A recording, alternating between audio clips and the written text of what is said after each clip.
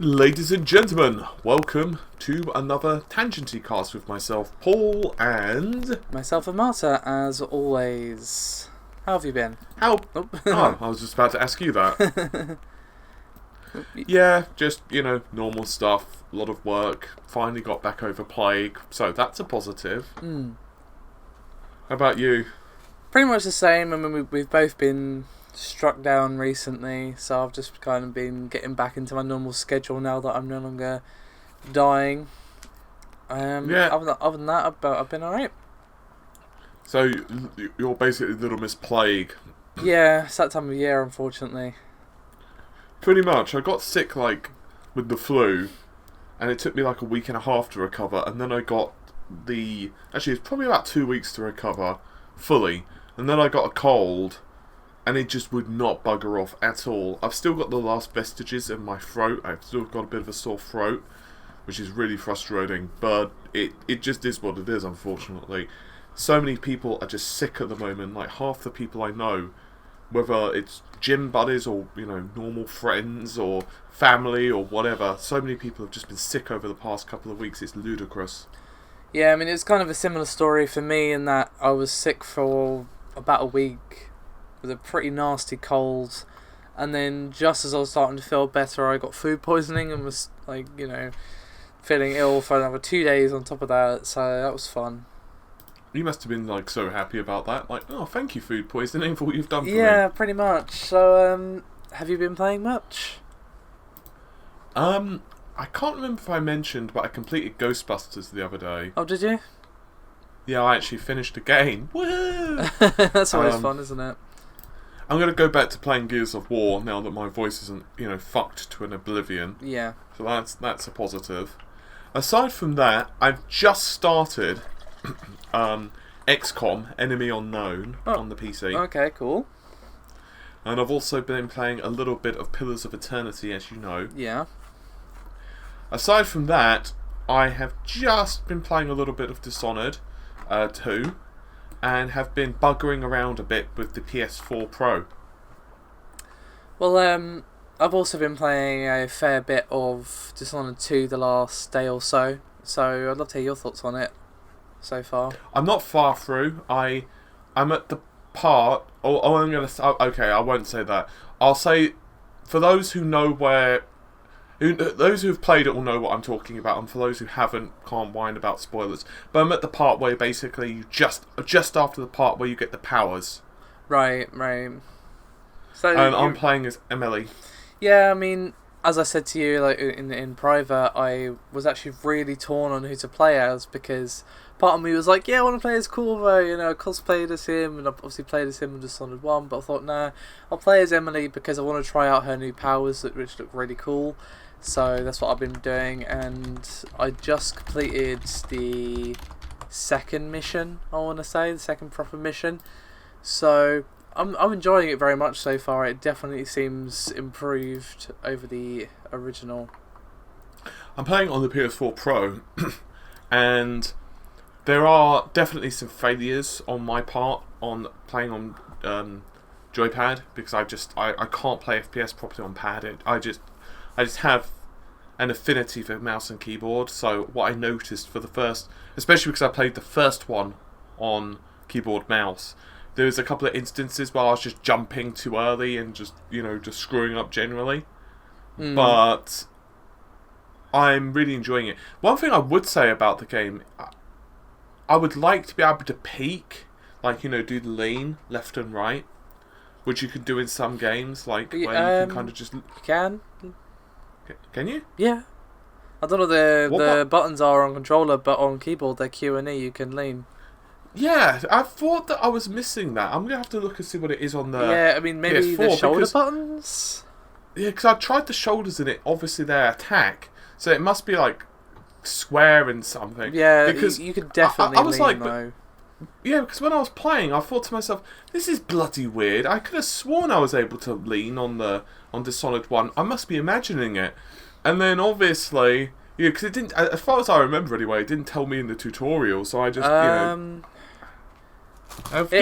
be fair, I think it only popped up for me as a prompt when I was already like behind cover that I could lean. But obviously I press Q and E because that's pretty much the standard button. Oh, I see what it is. Layout. It's triangle. So you don't have... Is it triangle and then the thumbstick in a certain direction then, or...? Correct. Okay, that makes sense. Well, that makes sense. That makes me feel a bit silly. Well, at least you didn't get too far before realising that. No, I've not really gotten that far. I mean, and to be honest, sorry. I was mostly doing it for the graphics side of things as well. Yeah. So half the time I was kind of just staring at a texture. By the way, I don't... Sorry? Sorry.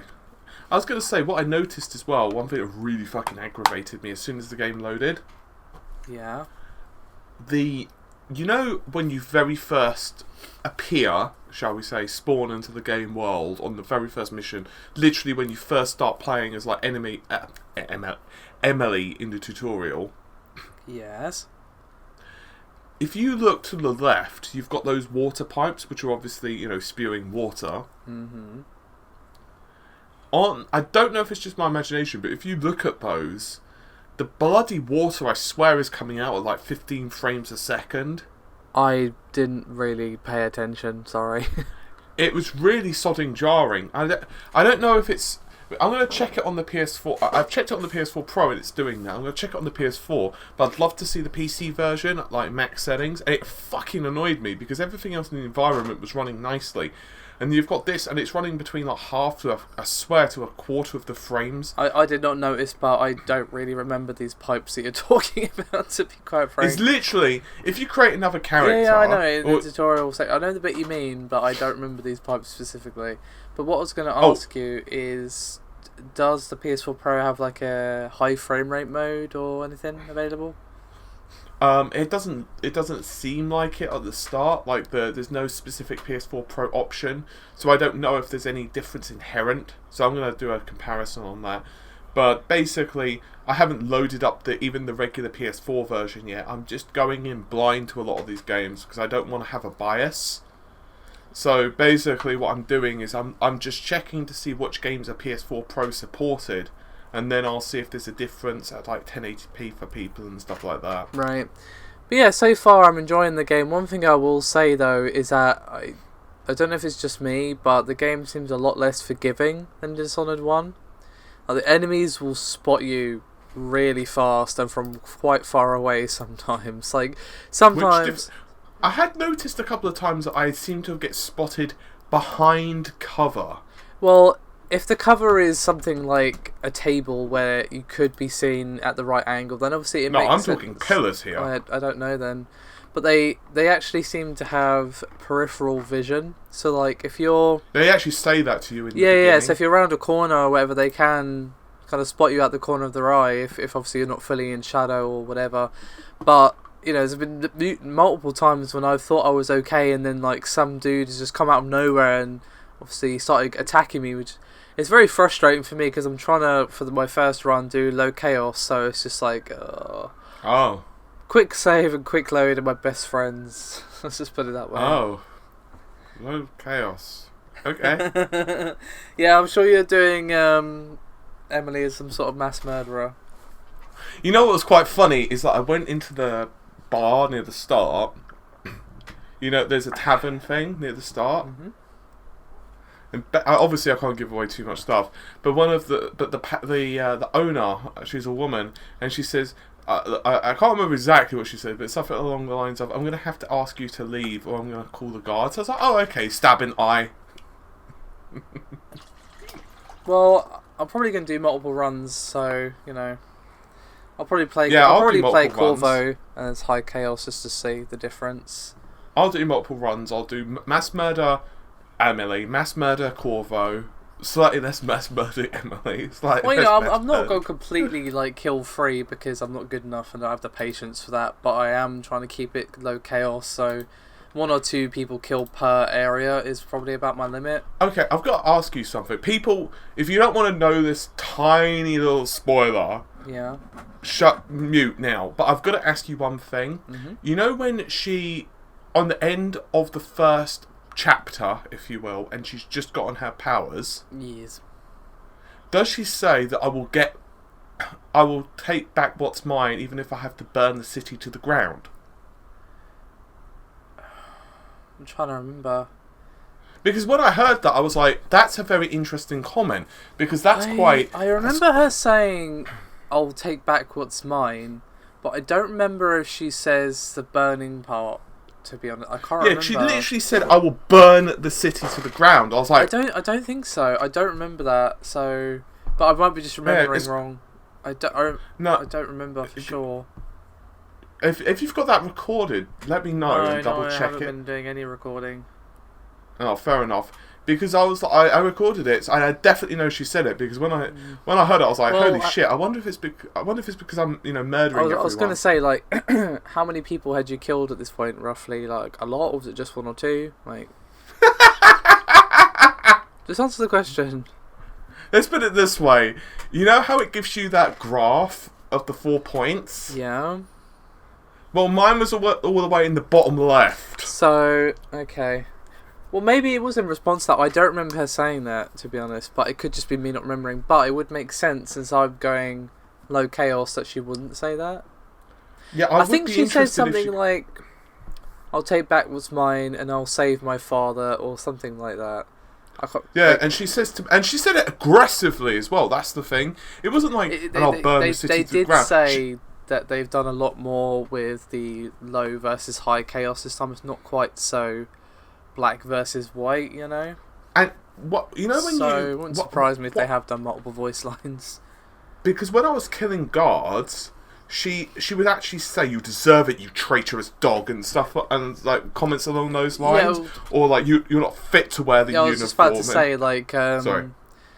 I did end up killing one of them out of frustration in that very first bit where you're trying to get out of Dunwall. And she did make that comment of like, "Oh, you're not fit to wear a uniform." So I guess it's just like, she says stuff like that if you kill people, but maybe she says different stuff after you've killed more people. Yeah, I like, she sounded very aggressive when she said that. Well, so to be fair, she just committed murder. So. No, I know, but she was saying it like when you're on the thing to get out the first area. You know, like when this she is gets literally off. where I had that comment made from her as well. When I got really pissed off at this one guy who's constantly spotting me. Yeah, so I was thinking to myself, I wonder if she's saying that because I'm murdering everyone, and therefore the game's like, okay, well, she's going to go bad then. No, I mean, as I said, she said that, and this was literally like the only person I'd killed that whole area. So. No, I more meant the burning, the burning part. Probably. As I said, I don't remember her saying that. Anyway. Yeah, other than that... Well, like 12 minutes in, 13 minutes in at the moment. Well, you know, Dishonored 2 is a game I've been looking forward to for a while, so... been playing a little bit of Gwent as well. I'm not very good at it, but I have been playing it, but I haven't really played Gwent in The Witcher 3 either. Do you want me to give you a little bit of backstory here, fellow listeners? Well, I'll say fellow listeners. But anyway, basically, I happened to look at the email, and I was like, oh, we've got emailed a Gwent code. And Amy knows that I'm like trying to play The Witcher. I say trying because I've tried several times and I just haven't had the time.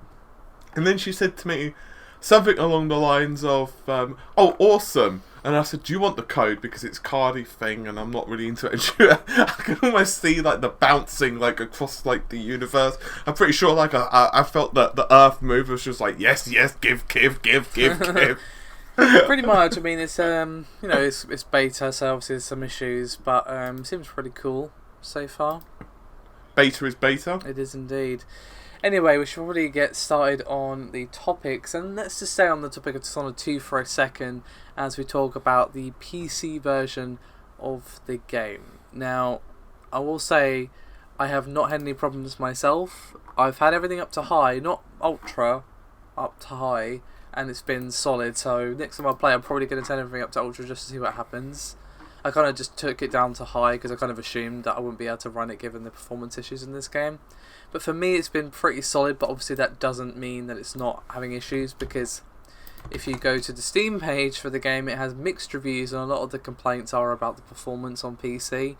And I'm not talking just for like people with like a low end card. It primarily seems to be people with mid-range cards. However, there are still comments from, like, for example, I had a look at the Steam reviews, and there's one guy, or girl, whatever, who had a 1080, and they were saying they couldn't even maintain 60. And I'm just like, okay, that's an issue. Wow. Yeah, I had heard there was some issues. Yeah, so apparently like the driver updates have not really helped. So it's obviously something with the game rather than anything on people's end. Again, it's obviously your mileage may vary, because I would describe my PC as sort of higher mid-range, but still mid-range, and it's doing fine. But obviously, I'm probably just lucky, to be honest, more than anything. Fair enough. So that's a bit of a shame that a pretty good game is being dragged down in the reviews and obviously people's minds as well because of a bad port for whatever you want to call it. Performance issues are never fun. So hopefully they are going to sort that out soon. They have said they're working on it, but how long that takes, don't know. Apparently Dishonored sales are down like 38%. Yeah, I did see that, and to be honest, it's only been out for like 2 days, so calm down. And also, it's come out in a very, very busy week, the last couple of weeks. I mean, we've had Titanfall 2 come out, we've had Call of Duty Infinite Warfare come out. Shit. Sorry? I said that done shit. Infinite Warfare? No, Titanfall sales were shit. Well, again, because they decided to release it a week after Battlefield 1, and I'm just like, what are you thinking? And with Call of Duty there as well. It's like, son, so are you serious? Got 3 really high-profile shooters releasing within about a week to 2 weeks of each other, roughly. And I'm just like, what were you thinking? What did you expect to happen? Not to mention that a lot of people are still going to be playing things like Legion. A lot of people are still going to be playing things like Overwatch, especially since there's probably going to be a big update soon with the new character, and people like me are playing on the PTR as well. So it's just a really crammed period, and a game like Dishonored 1 did well, but it is, I would say, on the smaller end of the AAA scale. And it did really puzzle me that they did that. So when you release it in the same breathing room as games like Call of Duty and Battlefield and even Titanfall, which has done it's done alright from what I've heard, but obviously it's hurting from the fact that it's also released in that space. But it's still going to be better off than Dishonored. People are probably going to come to Dishonored in December when they're tired of Call of Duty or whatever. So I'm surprised they released it when they did, to be honest with you. I personally think they should have shifted a couple of, especially Titanfall, they should have shifted a couple of these games to January/February. Well, even just release them in December, because you're still going to get them in people's stockings and under Christmas trees, which is ultimately what you want. So I don't really understand this obsession with releasing them in November. I mean, obviously they know better than me. They've got marketing people and sales people who have studied these things for years, telling them this is the prime period, but you also have to consider what else is coming out. People only have a certain amount of time. So here's the skinny, okay? Yes. Okay, are you ready? Is your anus prepared? It's ready. Okay, I'm getting out the lube as we speak. So you've got in November, not games coming out. Games out. I'm talking coming out. You've got yesterday's Origins, Watch Dogs 2, Watch Dogs. Killing Floor 2, Assassin's Creed: The Ezio Collection. By the way, those 4 games I just mentioned are coming out on the 15th and the 18th respectively. So you've got Watch Dogs on the 15th, and yesterday's Origins, Killing Floor 2, and Assassin's Creed all out on the 18th. These are UK dates, just so we're all clear. Then you've got Pokemon Sun and Moon on the 23rd. The 25th you've got Steins Gate Zero. And on the 29th, you've got, a little game. It's not a big one. It's not many people are going to be interested in it, actually, so it's only Final Fantasy 15. And then you've got, in December, on the 6th, Dead Rising 4. The Last Guardian is on the 9th, assuming there's not another delay. And or Major Disappointment, take your pick. And Steep is going to be on the 16th of December. Steep, the release dates are fucking vertical. And then on the January, you've got on the 24th Resident Evil, Tales of Berseria, Kingdom Hearts 2.8 Final Chapter Prologue. Well, I think we need another version of Kingdom Hearts 2, so I'm glad that's happening. Sniper Ghost Warrior 3 is on the 27th. And on the 14th of February, For Honor, Halo Wars 2 on the 17th, Berserk, Band of the Hawk on the 17th, and in March you've got Horizon, a Ghost Recon Wildlands, Fate Extella, and finally, on March, you've got Legend of Zelda Breath of the Wild. Now, there are a whole fuck ton of games which haven't had their release date confirmed, and these include Tekken 7, Gran Turismo Sport, Scalebound, Days Gone, South Park, God of War, Quake, Death Stranding, but most of those, let's be honest, are not Death Stranding out. is not going to be next year. No. I don't know when Nio, whatever, is coming out. I would be surprised if it's not next year, given that it's been in alpha for a while, but we'll see. Because I heard... The point is... That's weird. What? That's weird. Googling it, it's supposedly going to be February. Anyway, yeah, the point is, like, it's only been out for a couple of days, but, you know, Dishonored came out in a very different time. I mean, when did Dishonored 1 come out? Let's just very quickly look before we move on from this topic. One sec. I'll Google. Alright. My fingers are fury, I tell ya. So when did it come out? I'm loading up Wikipedia. The 9th October 2012. So the 9th of October is when Dishonored 1 came out. Now, October is still pretty busy, but it's not as busy as November. You typically don't get your Call of Duties and your Battlefields coming out in October. They're usually November. So you also have to keep that in mind as well.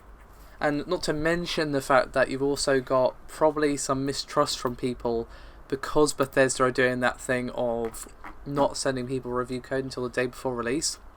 So people might have just been waiting a couple of days for reviews to come up before they put their money down on the game, which I think was a fair...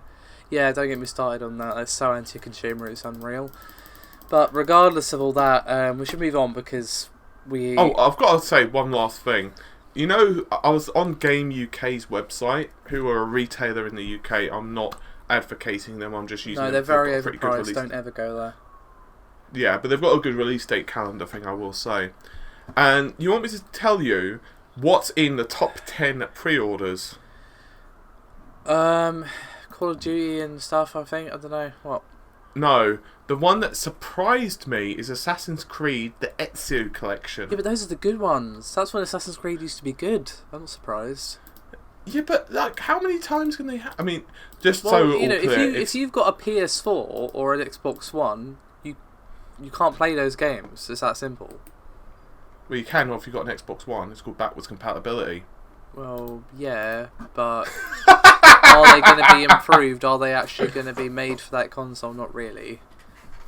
Well, yeah, but and you can obviously still that play it. requires you to actually own those games. Don't forget.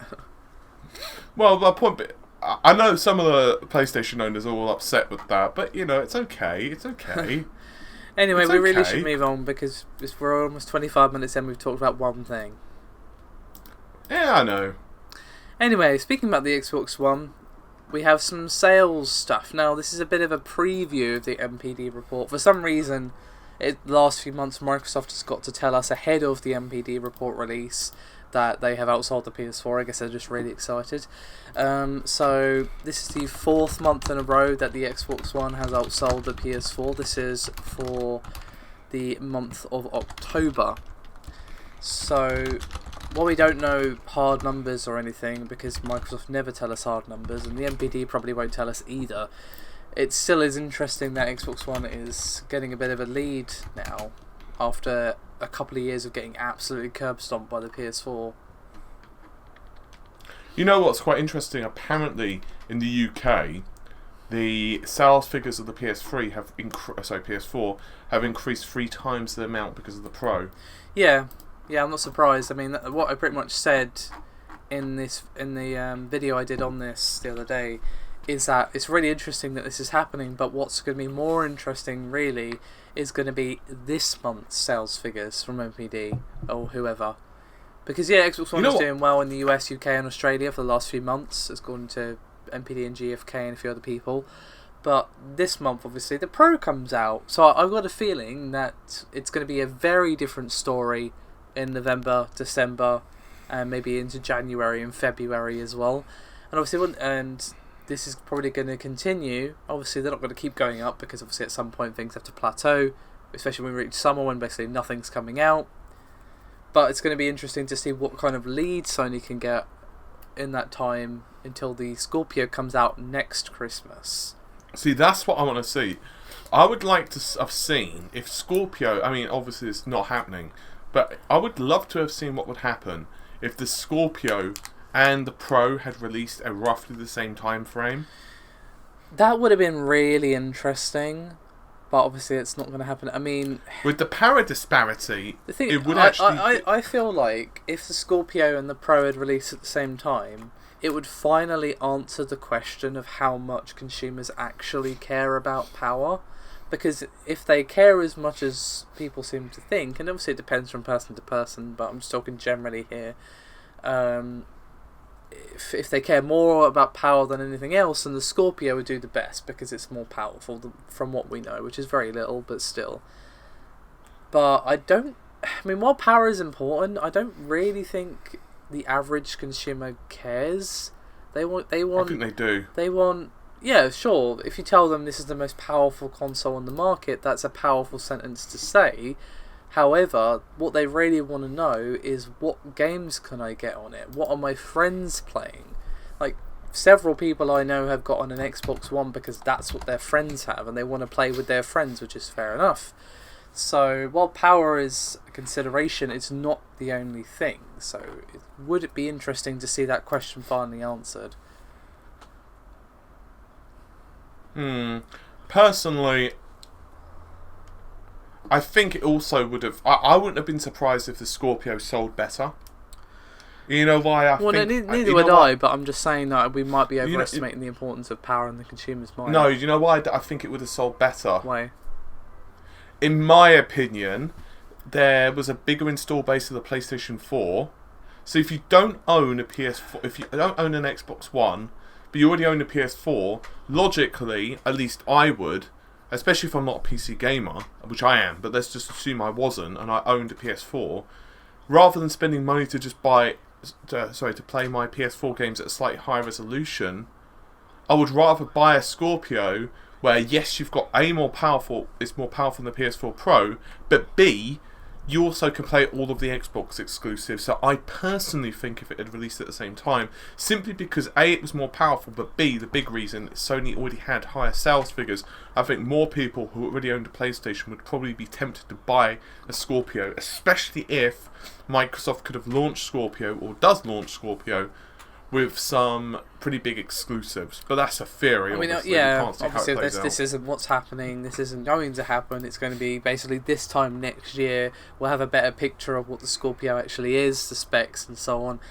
So, obviously we can still find out how much people care about power as to how well the Scorpio does, but to see them clashing head to head would have been all the more interesting. Plus as well, it would be really fun to see yet another fanboy war.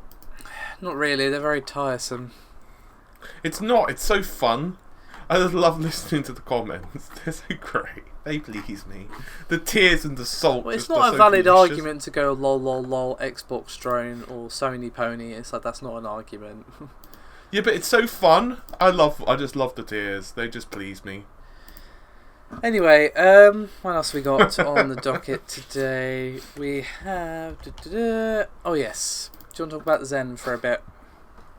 You know, actually, what my favourite ones back in the day was, I think it was the Crashbox 360, you know, with the red ring of death. Yeah, I mean, I went through like 3 Xbox 360s in my time, so yeah, it was valid. Yeah, but then what I thought was amazing is that they had the Crashbox, and then I had a friend who literally, they bought an Xbox One, right? Sorry, the Xbox 360 because of the red ring of death, right? Mm. And then they bought a PlayStation 3, and then they got the yellow light of death. Oh, that's funny. It was even better because they sold all their games for the Xbox, and I was like, yeah, I'm just going to buy them all again on the PlayStation 3. And then I think at that point they were just like, you know what? Gaming's not for me. I'm out. Oh man, that's so funny. Anyway, Zen. Not for them. Yeah, so we got a couple of bits and bobs which popped up with Zen. So supposedly, and obviously these are rumours which have popped up, Zen is actually looking to be absolutely ridiculous as a processor. So basically, there's a website by the name of carbonite.co.uk.co.za. I was going to say UK, but the posts was deleted after they were made, or at least I thought they were deleted. But basically what happened is that moderators moved them into a section of the website where you basically have to be a member above a certain rank, in other words, moderator or administrator, to view the thread. Now, I had a user, a couple of people actually, several people message me, but one chap actually sent me some archive images of them, and I also found some myself. And basically, they seem to be that the actual posts had at least some level of being genuine. And basically, the reason the thread, at least if you believe the runners of the website, they were actually genuine, and supposedly they were worried that because they were becoming quite popular, that the individual in question may get in trouble. Now, obviously, I blanked out the individual's name so that, you know, they couldn't be identified. However, there were a couple of other websites which also picked up on this after I did. Now, what's quite interesting about this is I said that in August this year, obviously, Zen is overclocking to about 4.8 gigahertz, and using liquid nitrogen it's hitting 5. But they're telling us that with Zen, you're going to be able to run the operating voltage at about 1.3 volts, but up to about 1.5 is okay on AIO, which isn't particularly impressive levels of cooling by any stretch of the imagination. And even better than that, they're telling us that voltage is going to increase the clocks much higher in final retail silicon. At the moment, it's not scaling linearly with increases in voltages. And they also said, and I quote, "Performance is particularly strong at this point versus Intel's latest offerings." And they pointed out that Haswell E, which is of course the 5960X, that type of thing, it's actually beating the Haswell E in both single and multi-thread. And this is for things such as Blender. So not only do they have a processor which is performing really well, it's actually doing it with one leg, because the DRAM frequencies and the memory controller aren't finished yet. So the memory frequencies are locked to just 2133 megahertz, and the IMC, the integrated memory controller, isn't actually fully functional yet from what I'm reading. So basically, they are telling us that the high-end chip, the 8-core 16-thread chip, is going to be roughly the same price as the 6700K or the 7700K, around the $300 to $350 mark. Right. Which is fucking ridiculous, because for a comparative level of threads on Intel, you're looking at around $1,000. So in short, if these rumours are accurate, you're looking at a processor which is a third, let's say a third-ish, the cost, and offering about a comparative level of performance. That is just ridiculous. Now, I hasten to add, I wouldn't be surprised if most of these rumours are pretty accurate, because you could start making quite a lot of assumptions yourself, because logically, it makes no sense for them to run at lower than about 3.8 to 4.2 gigahertz, because we know at those speeds, the processor is about on par with Skylake/Broadwell. Right. So if they had it any slower than that, logically, they would just not be bought. Secondly, the fact that there are some errors in the chip make an awful lot of sense. It's still engineering samples, they've not finished it.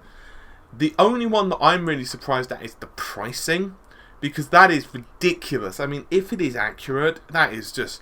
I honestly expected to see that around the $400 to $450 mark. I had mentioned a couple of videos, I'd like to see it at around the 6700K mark, but I didn't honestly believe they would do that. But if it is, that is ridiculous. Nice. Alright, did you see the stuff about about Mass Effect at all on N7 Day? Which was the day we recorded last week, but it was several hours after we recorded. No. Well, basically, they didn't reveal a huge amount. There's some new trailer stuff, but it wasn't really anything all that amazing. It didn't show us anything we hadn't already seen, really. But the setting, they kind of explain how you aren't impacted by the whole ending of Mass Effect 3 thing. Basically, your ship left Earth, or that area of space, should I say, shortly after Mass Effect 2. So basically, by the time you wake up from hypersleep, whatever the fuck they call it in Mass Effect, the whole thing with Mass Effect 3 is in another galaxy and you've completely missed it, so you're not aware of anything that's happened, which is how they're kind of getting around the save files don't transfer thing, and obviously the impact of the whole ending of Mass Effect 3.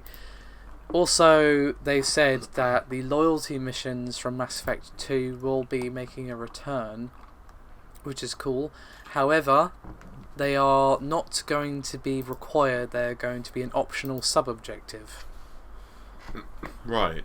So I was running on any thoughts on any of that? I'm actually really happy that those are back. Yeah, that seems to be the feeling among most people, is that was a really cool way for you to get to know your squad mates and stuff like that. You know, I don't know which is my favourite Mass Effect. A lot of people say 2. A lot of folks say 2. I actually found it really weird going from 1 to 2 because of the way the guns work. It basically, the way the ammo and stuff works is completely different in number 2. Yeah. I really love 1. Like, I'll go into a little story for you. Back when the Xbox 360 and I was really, like, you know, really super into the previous generation, and I was seeing like the images of like the next generation games, I saw some very early footage, beta footage I guess you could say, maybe even alpha, of Mass Effect 1. And Stephen happened to be down at the time, and I was showing him this, and he was like, holy shit, basically, what the hell, this looks amazing. And I just saw this game, and I was listening to developer interviews and reading like the commentary from the developers, and I was like, I need this in my life now, give it to me. And obviously at the time it still had like a year or whatever in development, and I started to play this game on PC, and you know, there are some experiences which are, when you're playing them, they're just tangible. There's like this,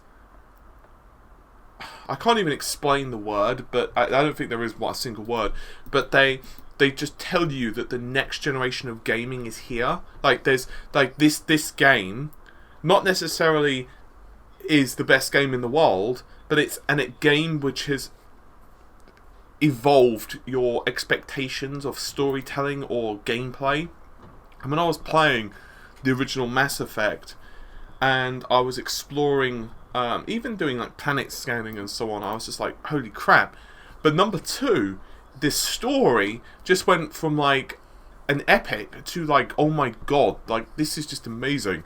And it was even like, for example, how they were explaining how the Mass Effect relays worked, how the characters interacted with one another, and how the squads would, you know, interact, and how your story would continue. And it was just like, it was amazing. And I think number 3 did leave a bit of a sour taste in my mouth, primarily not just the ending. The ending pissed me off, but what actually got me was how much DLC and how they split up the DLC.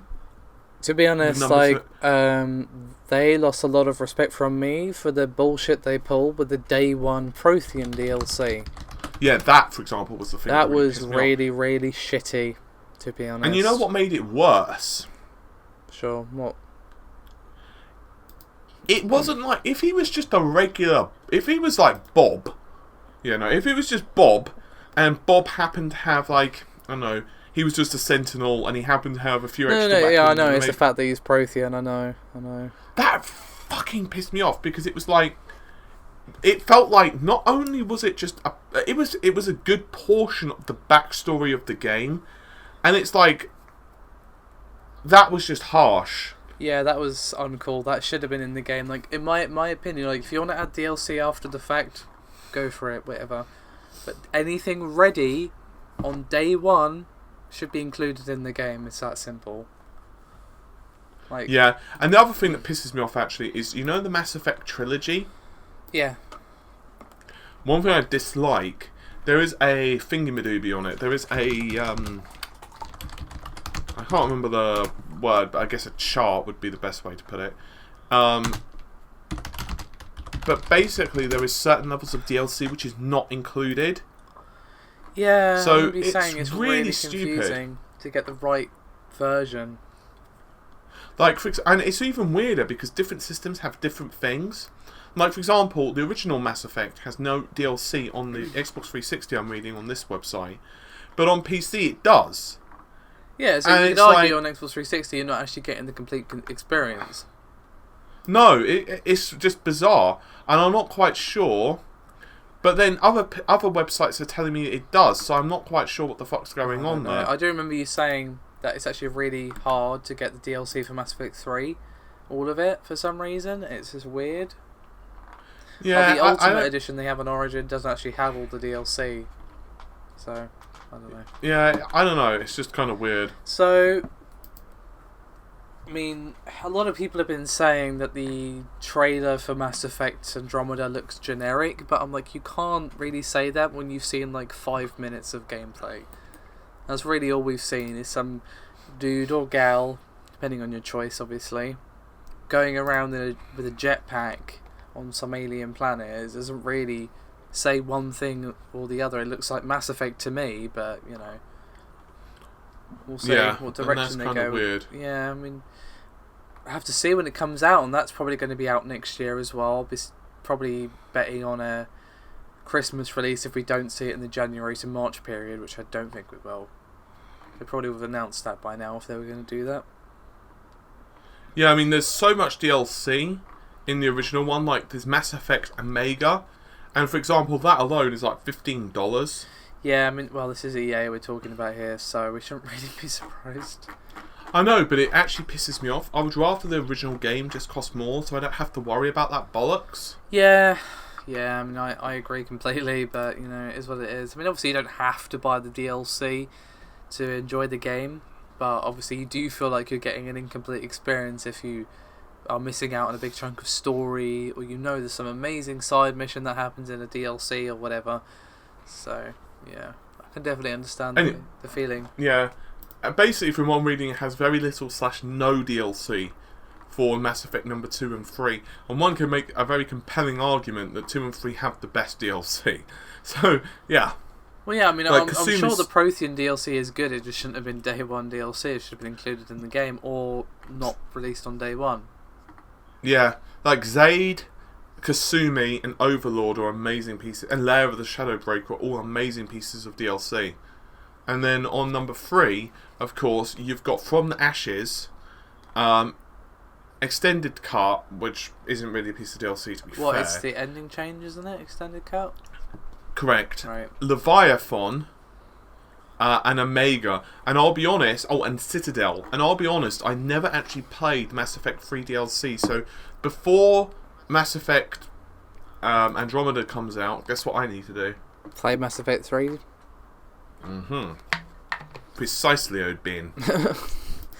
So that was just a fun little extra thing that I thought was worth mentioning.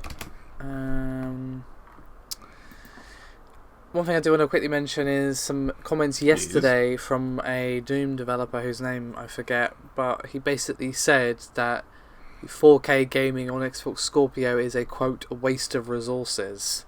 Did he mention why? Well, I was just about to say, he basically was saying that extra power should be used for something else, basically more frames. And to be honest, I completely agree. This is what I've been saying ever since I knew this Pro and the Scorpio were a thing that actually exists. I've been saying from the start that that's what the power should be used for. Let me see if I can find the quote. Hold on a second, because I don't want to misattribute. 1 second. Where would it be? I wonder. It would be quite far back, I would think. Let's do it this way. Search for Doom. There we go.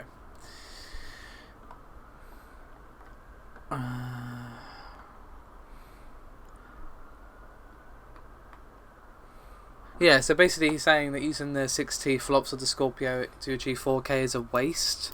That computing power should be used for higher fidelity gaming in 1080p, especially when you consider the distance between the player and the TV. And basically, it puts higher fidelity 1080p and obviously more frames rather than the push for 4K. And as I said, I kind of agree. Personally, I largely agree with him. Obviously, it does depend on the game. Like, one can make an argument that, say, Final Fantasy doesn't require 60 FPS. Well, no, but it's nice to have. It's nice, but one can make an argument it doesn't need it. On the other hand... Not really. Every game needs 60 FPS, if you ask me, but... No, I don't agree with that. I would say that it's nice. I think they should give you an option. I think there should be an option of, like, would you like 4K, or would you like, let's say, 1440p at 60 FPS? Yeah, absolutely. But I think some games don't need it. Some games, however, definitely do. I mean, if you can get 60 frames, why would you not? It just feels better, at least in my opinion. So, well, it's not an opinion; it is fact. Yeah, I'm just saying, because, like, people always go, "Oh, you can't see 60 frames." It's like, that's a load of bollocks. It's like, mate. A, you can shut up, and B, it feels better. I'm not talking about how the game looks. I'm talking about how it feels. Okay, so you know what? Shut your face, basically. When we got to review an AOC monitor, which is 144 hertz, by the way, yeah. I'm so used to 60 FPS, 60 hertz, and I was like, I don't think there's going to be any difference. I genuinely thought it was going to be a slight difference, a subtle difference, and that's it. Like, bang, whatever.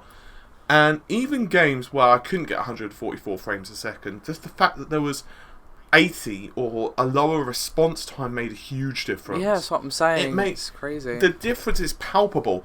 And so I just, when I play console games, it just pisses me off. Like, as much as I've enjoyed Uncharted, it pisses me off. It just feels like really sluggish. Yeah, that's what I'm saying. I will give id credit with Doom on the PS4 and Xbox One. Both run at 60 FPS. And I would be like, okay, that's cool. However, the controller, it just pisses me off way too much to play FPS on controller. Yeah, but at least you know, it is available. And I agree with you about the choice thing. I mean, that's what I've been saying as well from the start, is that developers should give you a choice. Do you want the super shiny 4K mode that's probably going to be locked at 30, or do you want unlocked frame rate mode where it can go up to 60, but obviously you're going to get fluctuations there and blah blah blah blah. I think that's what we should be doing, because it wouldn't really be that much work, to be honest, for developers to unlock the frame rate of a console game. Do you know why a lot of them don't do it? No. It's because a lot of them, especially for games which are not going to be ported to PC, they use the 30 FPS for timings in the engine, and that's why when the games do come to PC, you notice what they are, especially if it was originally never supposed to be to PC, they're locked to 30, and a lot of the reason behind that is because the game engine was basically created with 30 FPS in mind, so you can get like dodgy physics. I have seen that, where the game's speed is literally tied to the frame rate, but why would you? Which is retarded. Why would you do that? There are very few games these days that don't come to PC.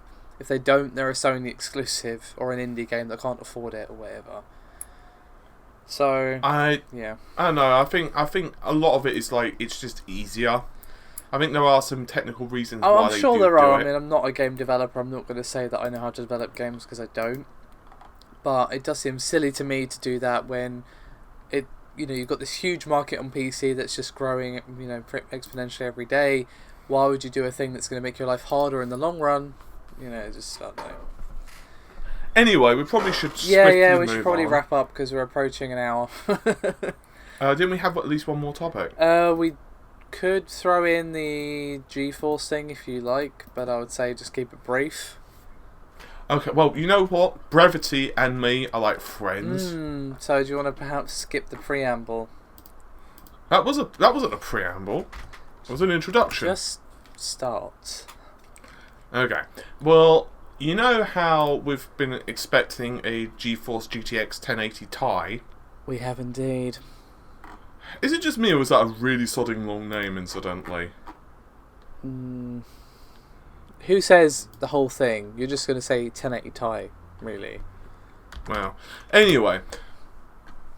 So we've been expecting it for like ages, but there was a shipping manifest at Zuba, who basically are responsible for... Is it Zuba or Zalba? I've always said Zalba.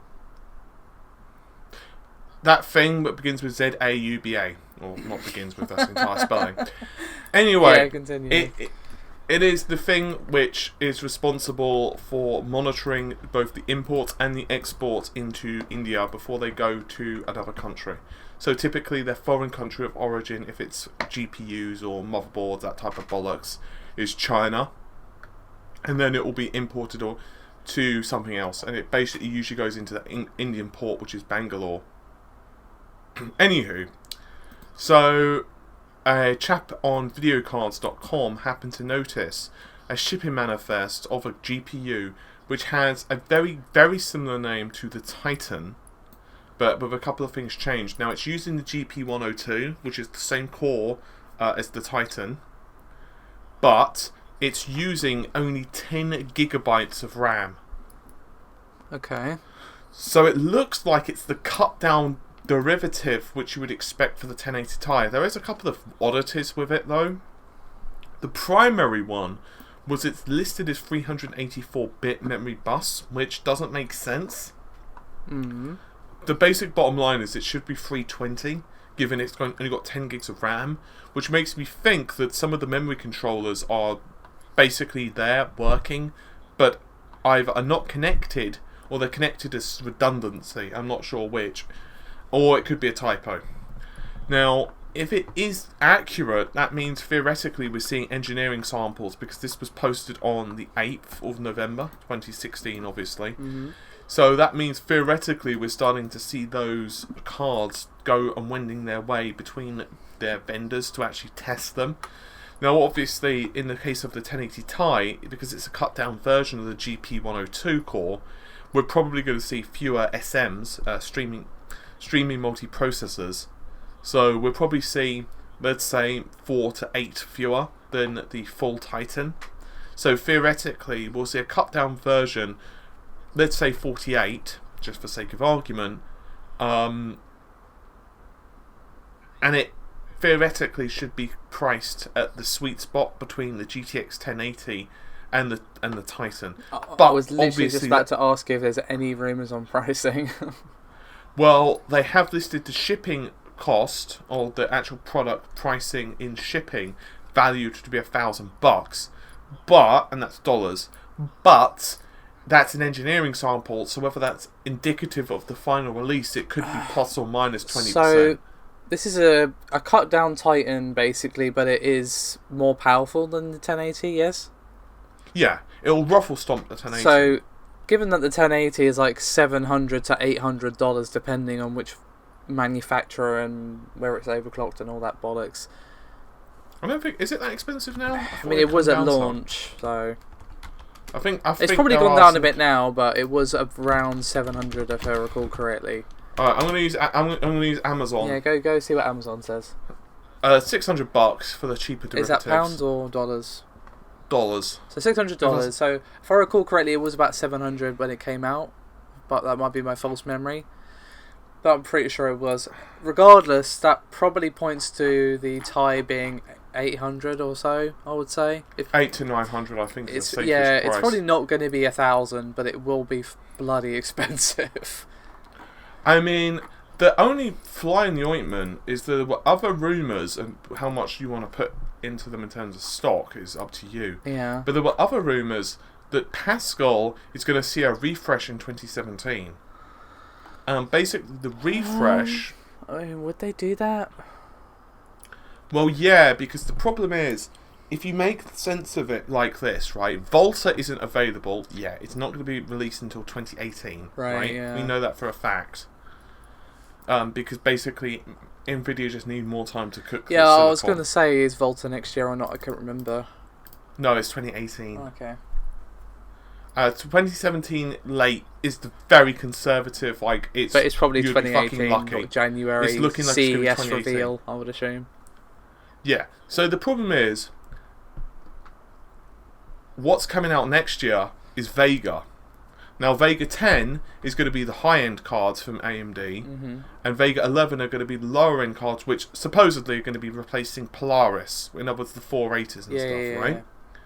Now, let's say you get an option as a customer to buy a Vega 10, and it's only as fast as the GTX 1080, which Nvidia at that point would have gotten down in pricing, and the manufacturing would have been refined and all that bollocks.